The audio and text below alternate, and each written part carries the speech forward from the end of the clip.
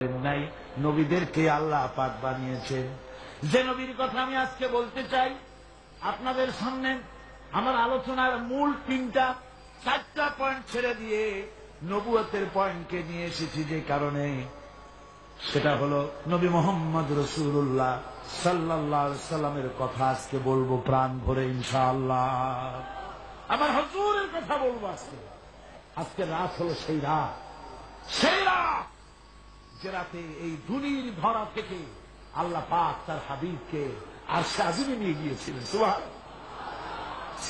সুবহানাল্লাহ। এই পৃথিবীর মানুষগুলিকে উদ্ধার করার জন্য আল্লাহ নবীদের পাঠিয়েছেন। মানুষ তো আল্লাহ বানাইছেন, এ মানুষের স্রষ্টাকে বলেন না কে?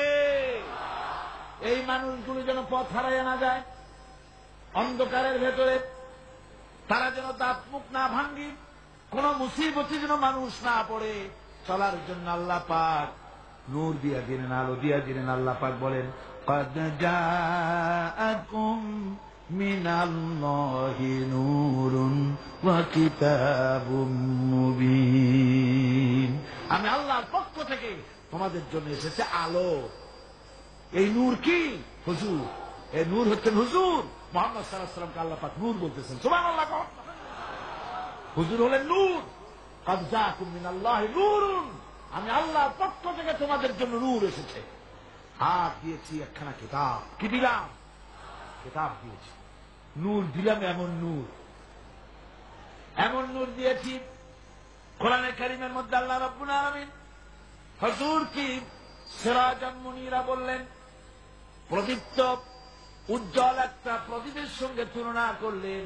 সূর্যের সাথে নয়, চাঁদের সাথে নয়, তারার সাথে নয়, হুজুরকে তুলনা করলেন একটা প্রদীপের সাথে, চেরাগের সাথে। তার মানে হলো সূর্যের আলো যত বেশি হোক, সূর্য কিয়ামত পর্যন্ত যদি চেষ্টা চালায়, নতুন আর একটা ছোট্ট সূর্যের জন্ম দিতে পারবে না। চাঁদ যত সুন্দর তার আলো হোক না কেন, কিয়ামত পর্যন্ত যদি চেষ্টা চালায়, ছোট্ট আর একটা চাঁদের জন্ম দিতে পারবে না। কথা ঠিক কিনা কন? কিন্তু আপনি চিন্তা করেন, এই চট্টগ্রামের প্যারেড ময়দানের কাছে কারো বাড়িতে একটা মোমবাতিতে আলো জ্বলতেছে, সারা চিটাগং